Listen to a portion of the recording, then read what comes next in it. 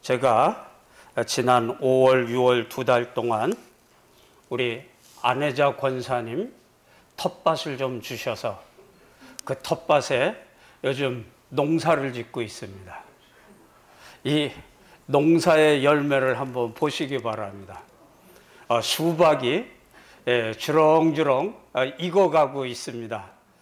이제 웬만큼 크게 되면 여러분들하고 주일날 함께 나눠 먹을 수박입니다. 잘 자랄 수 있도록, 익어갈 수 있도록 기도해 주시기를 바랍니다. 또 좀 볼까요? 여기 방울토마토가 이렇게 익어가고 있습니다. 벌써 2차례나 가져다가 먹었는데 더 많이 생기면 또 여러분들하고 주일날 같이 나누도록 하시겠습니다. 또 볼까요? 요거는 방울토마토가 아니라 요거 좀 큰 일반 토마토입니다. 요 일반 토마토도 제법 실하게 잘 자라가고 있습니다. 또 요건 뭐 같이 보여요? 가지입니다. 가지도 아주 주렁주렁 잘 달려서 익어가고 있습니다. 또 볼까요? 가지 많이 심었죠? 저거는 이제 옥수수입니다. 옥수수도 50주 나갔다가 심었는데 저 뒤에 보이는 옥수수는 벌써 옥수수 꽃이 필 정도로 그렇게 컸습니다. 똑같은 날 똑같이 심은 모종인데 이 앞에 쪼르륵 심은 이 옥수수는 저 뒤에 거에 한 반 정도밖에 안 자랐어요. 똑같은 모종을 똑같이 심었는데도 불구하고 저렇게 잘 자라는 옥수수가 있는가 하면 아직도 반밖에 안 자란 이런 옥수수가 있는데 옥수수가 잘 열리면 여러분들하고 함께 기쁨으로 나눌 그런 날이 있으리라고 생각을 합니다. 농사를 지어보면서 목회하는 것도 다시 한번 새롭게 생각하는 그런 기회를 가지게 되었습니다.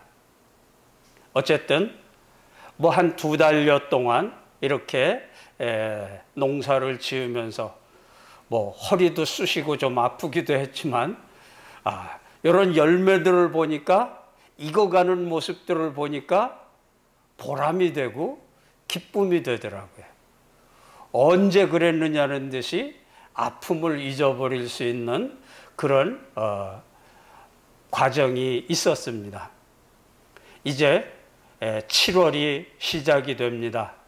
7월, 8월은 뜨거운 떼약볕과 또 장마가 오리라고 예상을 하고 있습니다. 이 떼약볕과 장마 속에서 이 열매들이 충실하게 더 익어갈 것입니다. 이것이 농사를 짓는 농부의 보람이고 기쁨이 되는 것입니다. 우리가 잘 아는 또 전에도 말씀드렸던 이육사 선생님은 내고장 7월은 청포도가 익어가는 계절이라고 말씀을 했습니다. 이 무더위와 장마 속에서 청포도가 익어가고 있는 것처럼 과일들이 결실을 맺고 있는 것입니다. 뿐만이 아니라 노사연이라고 하는 가수는 바램이라고 하는 노래를 통해서 우리는 늙어가는 것이 아니라 익어가는 것이라고 노래를 한 적이 있습니다.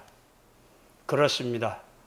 우리 과일들만 익어가는 게 아니라 우리 사람들도 우리 인생들도 이렇게 익어가는 과정에 있는 것입니다. 그런데 오늘 본문의 말씀에서는 사도 바울이 우리의 신앙도 우리의 믿음도 이와 같이 익어가야 된다고 말씀을 하고 이 신앙이 익어가는 원리, 익어가는 비결이 어디에 있느냐 하고 말씀을 하고 있음을 봅니다. 그래서 이 본문을 통해서 우리 이제 7월, 8월 무더위를 맞이하고 휴가철을 맞이하지만 이 가운데에서도 익어가는 성도들의 신앙 삶이 이루어질 수 있기를 원하고 바라는 마음에서 우리 그 원리와 비결을 함께 생각하면서 은혜를 나누어 보려고 합니다. 우리 신앙이 성숙하게 익어가는 원리 첫 번째는 무엇이라고 바울은 말씀하고 있습니까? 첫째로는 그리스도 예수님께 사로잡혀야 된다고 말씀하고 있습니다. 저와 여러분, 우리 모두가 지금 누구에게 사로잡혀서 살아가고 있느냐, 믿음의 생활, 신앙생활을 하고 있느냐 살펴보아야 할 것입니다. 3장 12절 말씀에 보면 오직 내가 그리스도 예수께 잡힌 바 된 그것을 잡으려고 달려가노라 하고 말씀을 하고 있습니다. 우리가 신년 벽두에 새해에는 이렇게 좀 살아보아야지 하고 각오하고 맹세와 또한 결단을 한 때가 있습니다. 열심히 노력하기 위해서 모든 수단을 다 동원을 해보기도 했습니다. 그런데 우리가 누구에게 사로잡혀 있느냐 하는 것을 알지 못하면 그 수고가, 그 열매가 헛되게 되어질 수 있는 것입니다. 아니, 오히려 우리를 멸망의 길로, 잘못된 길로 이끌어갈 수가 있는 것입니다. 우리가 하나님께 붙잡히지 아니하면, 예수님에게 붙잡혀 신앙생활을 하지 아니하면 우리의 믿음 생활이 허사가 되어버리고 만다 하는 것입니다. 요즘 많은 사람들이 잘못된 신앙 길에서 어려움을 호소하고 고통당하는 이들을 볼 수가 있습니다. 이단과 사이비에 속하여서 가족 관계가 깨어지고 재산들이 흩어져 버리고 많은 안타까운 일들을 볼 수가 있습니다. 누구에게 사로잡혔기 때문에 그렇습니까? 잘못된 이단과 사이비에게 사로잡혔기 때문인 것입니다. 사람은 누구에게 잡혔느냐가 중요하고 그 미래가 결정이 된다고 볼 수가 있습니다. 사탄에게 잡힌 바 되면 사탄의 종이 되어서 멸망하는 사람들이 되고 있습니다. 우리 성경에 많은 사람들이 예를 살펴볼 수가 있는 것입니다.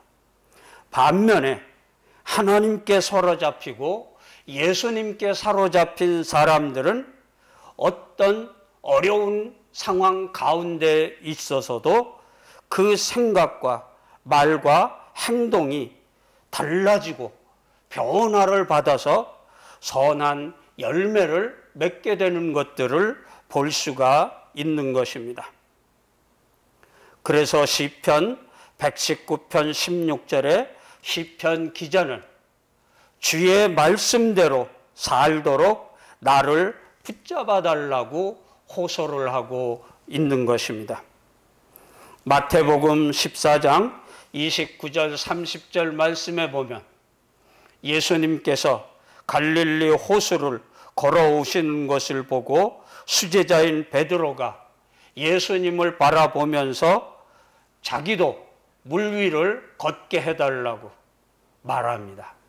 그리고 갈릴리 호수로 퉁덩 뛰어들었을 때 예수님처럼 물 위를 걸을 수 있게 되었던 것입니다. 그러나 주변에 부는 바람과 파도를 바라다 볼 때 그는 그만 갈릴리 호수에 빠져버리고 바다에 빠져버리고 되는 낭패를 당하게 되었습니다. 예수님께서 베드로의 손을 붙잡아 세워주시면서 믿음이 적은 자여 왜 의심하였느냐 하고 책망을 했습니다. 예수님을 바라다 볼 때에는 그가 풍랑, 바다까지도 걸을 수 있었지만 그러나 주변을 바라다 보고 세상을 바라다 볼 때 그는 바닷속에 빠져들어갈 수밖에 없게 되었던 것입니다. 예수님을 바라보지 않을 때에는 의심이 생기게 되고 믿음이 약해지게 되는 것입니다. 그러므로 우리는 예수님께 사로잡혀서 살아가는 성도들이 되어야 할 것입니다.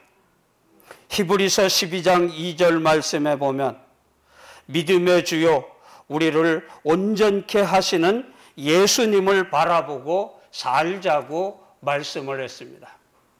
우리가 예수님을 바라보고 그 권능과 그 능력에 사로잡혀 살아갈 때 우리는 열매 맺는 성숙한 성도가 될 수가 있는 것입니다. 로마서 8장 29절 30절 말씀에 보면 사도 바울은 이런 말씀을 했습니다. 하나님이 미리 아신 자들을 또한 그 아들의 형상을 본받게 하기 위하여 미리 정하셨으니 이는 그로 많은 형제 중에서 맏아들이 되게 하려 하심이니 또 미리 정하신 그들을 또한 부르시고 부르신 그들을 또한 의롭다 하시고 의롭다 하신 그들을 또한 영화롭게 하셨느니라 하고 말씀했습니다. 믿음으로 사는 우리들의 예수 그리스도를 통해서 하나님이 우리를 붙잡으셔서 우리들을 부르시고 의롭다 하시고 또 영화롭게도 하신다고 말씀하고 있습니다. 이런 모든 과정을 왜 우리들에게 허락하시는 것입니까? 그것은 오늘 사도 바울이 말씀하고 있는 것처럼 그 아들의 형상을 본받게 하기 위해서라 말씀하고 있습니다. 우리가 믿음을 가지고 살고 의롭게 되고 영화롭게 하는 이 모든 과정을 통해서 예수 그리스도에게 사로잡혀서 살아가는 성도가 되고 제자가 되고 일꾼이 되게 하셔서 그 아들의 형상을 우리들에게서 이루고 나타내게 하기 위해서 우리를 부르시고 택하시고 아들 삼아 주셨다고 말씀하고 있는 것입니다. 그렇습니다. 우리는 사나 죽으나 이 예수 그리스도에게 사로잡힌 바 된 사람들입니다. 그래서 이 예수님의 권능과 능력 안에서 우리가 살아가는 성도들이 되게 된 것입니다. 그러므로 우리가 이 예수님의 은혜 가운데 머물게 될 때 우리의 신앙, 우리의 믿음이 성숙해져 가고 열매 맺어 갈 수가 있게 되는 것입니다. 다른 길을 생각지 마시기 바랍니다. 다른 길로 가지도 마시기를 바랍니다. 오직 내가 오늘 예수님에게 사로잡혀서 붙잡혀서 그 길을 예수님의 형상을 본받으면서 따라가고 있는가 돌이켜 볼 수 있는 우리 모두가 되시고 또 남은 생애를 살아갈 때 우리는 성숙해가는 성도, 성장하는 성도가 될 수가 있는 것입니다. 두 번째 원리는 무엇이라고 말씀합니까? 13절 말씀에 보니까 오직 한 일, 즉 뒤에 있는 것은 잊어버려야 된다고 말씀을 하고 있습니다.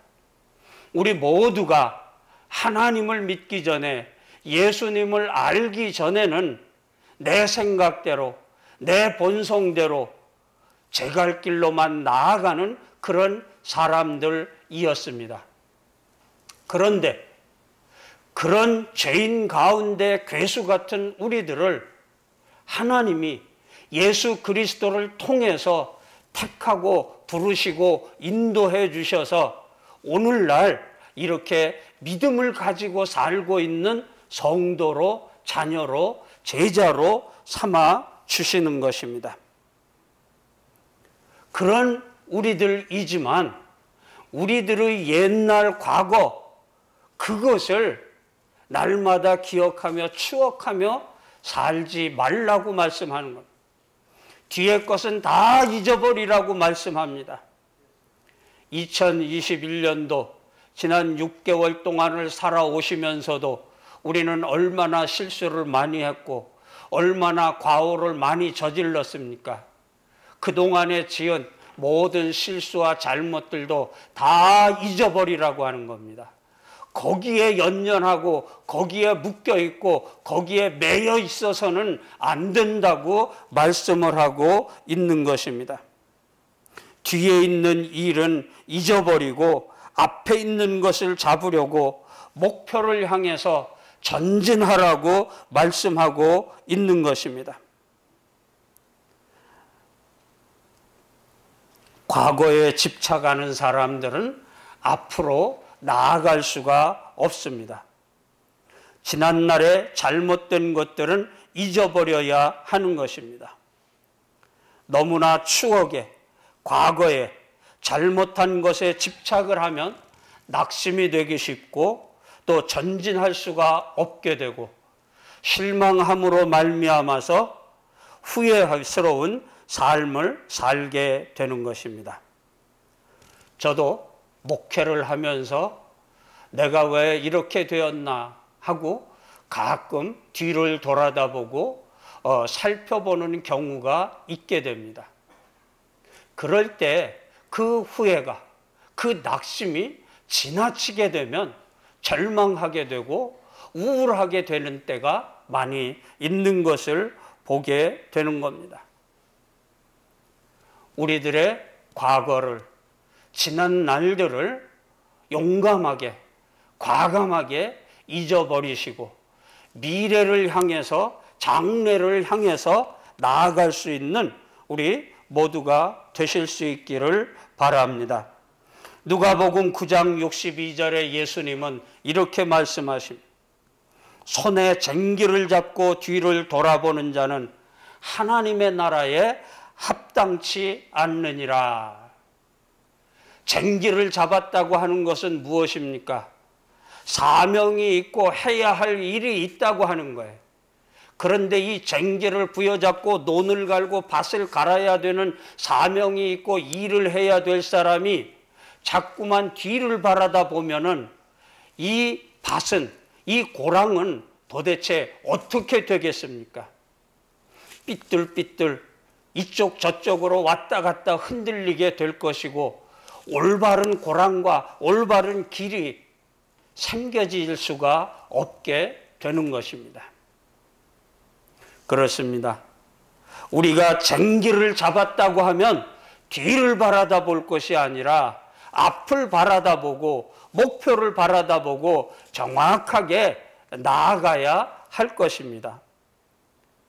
바로 하나님 나라에 들어갈 수 있는 사람들은 예수 그리스도 안에 사로잡힌 바 그것을 바라다 보면서 장래를 바라보고 살아야지, 자꾸만 죄악된 과거의 모습을 뒤돌아보면 안 된다고 말씀을 하고 있습니다. 그래서 히브리서 10장 38절에 하나님께서 믿음에서 뒤로 물러난 사람들은 기뻐하시지 않는다고 말씀하고 있습니다. 롯의 아내를 생각해 보시기를 바랍니다. 하나님의 천사가 소돔과 고모라 성이 멸망할 터이니까 어서속히 산으로 피신을 가되 뒤도 돌아보지 말고 가라, 명령을 하셨지만 이 롯의 부인은 자꾸만 두고 온 집이 걱정이 됩니다. 집에 남겨두고 온 물질 재산이 염려가 되고 걱정이 돼서 뒤돌아보다가 소금 기둥이 되어버리고 말았던 것입니다. 어디 그것뿐입니까? 하나님의 절대적인 권능과 능력으로 애굽의 노예 생활에서 해방이 되어 약속의 땅 젖과 꿀을 흐르는 가나안 땅으로 들어가기를 전진하고 또 앞으로 나아가던 이스라엘 백성들을 보십시오. 그들이 며칠 동안의 광야 생활을 통해서 어렵고 힘든 일이 생기자 약속의 땅, 가나안 땅을 소망하기보다는 애굽에서 그래도 우리는 먹을 것이 있었는데, 애굽에서 그래도 우리는 마실 물이 있었는데, 애굽에서 그래도 우리는 거할 곳이 있었는데 하고 애굽에서의 종된 노예 생활만을 뒤돌아보고 회상하고 있는 것입니다. 결국 어떻게 되었습니까? 광야 40년을 지내면서 그 1세대는 모두가 다 광야에서 죽었고, 광야에서 출생한 이제 2세대만이 가나안 땅에, 약속의 땅에 들어가게 되었던 것입니다. 그렇습니다. 뒤를 돌아다 보는 사람은 멸망받고 죽을 수밖에 없습니다. 그러나 앞을 바라다보고 주님을 바라다보는 성도들은 시편 145편 14절에 넘어질지라도 주께서 일으켜 주신다고 말씀했습니다. 데살로니가전서 5장 14절에는 마음이 약해진다고 하더라도 주님이 위로해 주시고 힘이 없을 때에도 주님이 붙잡아 주신다고 말씀하고 있는 것입니다. 그러므로 여러분, 뒤를 돌아다 보지 마시고 사로잡혀져 있는 예수님의 손을 붙잡고 앞으로 나아갈 수 있는 우리 모두가 되실 수 있기를 바랍니다. 세 번째 원리는, 그래서 바울이 14절에 이렇게 말합니다. 푯대를 향하여 그리스도 예수 안에서 하나님이 위에서 부르신 부름의 상을 위하여 달려가라. 그렇습니다. 바울 자신이 죄에서 완전히 벗어나기를 열망을 했고, 뿐만 아니라 그가 할 수 있는 모든 수단을 다 동원해서 모든 사람들에게 복음을 전하는 그리스도의 증인이 되었습니다. 그래서 그들을 구원에 이르게 하고 하나님께 영광을 돌리는 일을 추구했습니다. 그 결과 얻게 된 상급이 무엇입니까? 디모데후서 4장 7절 8절에 이렇게 말씀하고 있습니다. 나는 선한 싸움을 싸우고 나의 달려갈 길을 마치고 믿음을 지켰으니 이제 후로는 나를 위하여 의의 면류관이 예비되었으므로 주 곧 의로우신 재판장이 그날에 내게 주실 것이며 내게만 아니라 주의 나타나심을 사모하는 모든 자에게도니라 말씀을 했습니다. 우리는 우리의 푯대가 되고 목표가 되는 예수 그리스도를 바라보면서 끊임없이 앞으로 담대하게 나아가야 할 것입니다. 여러 가지 염려와 걱정이 생긴다고 할지라도 자신감을 가지고 주님을 따라서 나아갈 때 우리는 성숙해질 수 있는 성도가 되고 열매 맺는 성도들이 될 수가 있는 것입니다. 미국의 17대 대통령이 된 존슨 대통령은 집안이 가난해서 진학을 포기하고 14살 어린 나이에 직장에 취직을 하지 않으면 안 되는 사람이 되었습니다. 결국 양복점에 취직을 해서 재단사가 되었었습니다. 그러나 거기에 절망하지 아니하고 그는 미래를 꿈꾸면서 담대하게 나아갔습니다. 결국은 미국의 대통령이 되었는데 그가 이런 말을 했습니다. 자신감을 가져라. 자신감은 모든 계획에 있어서 첫 번째가 되는 조건이다. 그렇습니다. 우리가 어떤 일을 당하든지 간에 믿음 안에서 예수님이 주시는 담대함을 가지고 확신을 가지고 자신감을 가지고 나아가시기를 바랍니다. 주님 안에서 소망의 항구에 다다를 것을 확신하실 수 있기를 바랍니다. 예수님은 내가 곧 길이요 진리요 생명이니 나로 말미암지 않고는 아버지께로 올 자가 없느니라고 말씀을 했습니다. 우리는 신앙생활을 할 때 우리의 길과 진리와 생명이 되시는 예수님만을 푯대로 바라보고 끊임없이 그리스도의 장성하신 분량에까지 나아가는 성도들이 되어야 합니다. 주님은 사도 바울에게 뿐만이 아니라 우리 모두에게도 이 영적인 전쟁이 마치게 되었을 때 우리에게 합당한 의의 면류관, 생명의 면류관으로 갚아주시기 위하여 지금도 두 팔을 벌리고 우리들을 바라보고 용기를 내기를 원하고 계시는 것입니다. 그러므로 이 푯대가 되시고 우리 신앙의 목표가 되는 이 예수 그리스도를 저버리지 마시고 우리가 어떤 상황에 있든지 어떤 처지에 있든지 끊임없이 전진하는 나아가는 성도들이 되시길 주의 이름으로 간절히 축원드립니다. 그래서 예수 그리스도의 장성하신 분량에까지 익어갈 수 있는 우리 모두가 되시기를 바랍니다. 네 번째 마지막 비결은 무엇입니까? 이 모든 것들을 잘 감당했다고 하더라도 우리는 말씀 위에 기도를 함께하는 그런 성도가 되어야 열매와 결실을 맺을 수가 있고 성숙할 수가 있다고 하는 것입니다. 빌립보서 4장 6절 말씀에 아무것도 염려하지 말고 오직 모든 일에 기도와 간구로 너희 구할 것을 감사함으로 하나님께 아뢰라 하고 말씀을 했습니다.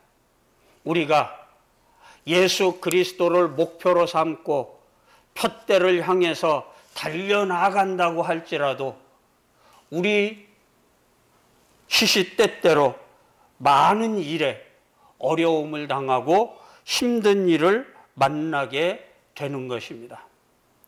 우리를 밀 까부르듯이 까부는 이 사탄의 시험과 미혹들이 많이 있는 것입니다. 그때 우리는 이 위기와 어려움을 어떻게 극복하고 이길 수가 있겠습니까? 말씀과 기도뿐인 것입니다. 예수님께서도 우리를 구원하시기 위해서 이 세상에 오셨지만 그 마귀의 사탄과 미혹 얼마나 극심했는지 땀을 핏방울처럼 흘리면서 눈물로 통곡하며 기도했다고 말씀했습니다. 시시때때로 습관을 따라 기도하면서 이 사명을 감당하셨던 것을 우리는 잘 압니다. 이에 비하여 연약하기 이를 데 없는 우리들이 어떻게 해서 이 시험과 미혹 속에서 이기고 성숙하고 열매와 결실을 맺을 수 있는 성도들이 될 수가 있습니까? 그것은 주님의 말씀을 붙잡고 기도하는 일밖에 없다고 하는 것입니다. 영국의 고아의 아버지였었던 조지 뮬러, 그는 5만 번 이상의 기도 응답을 받았다고 말하고 있습니다. 그가 이런 말을 했습니다. 신앙이 시작되는 곳에 염려가 끝이 나고 염려가 시작되는 곳에 신앙이 끝이 난다. 우리가 끊임없이 염려하고 걱정하면 우리의 신앙이 무너져 버리고 깨어져 버리고 만다고 하는 것입니다. 그러나 우리 앞에 아무리 많은 염려와 걱정이 있다고 하더라도 믿음을 가지고 신앙을 가지게 되면 이 모든 염려들은, 이 모든 걱정과 불안들은 씻은 듯이 사라져 버리고 만다고 하는 것입니다. 그렇습니다.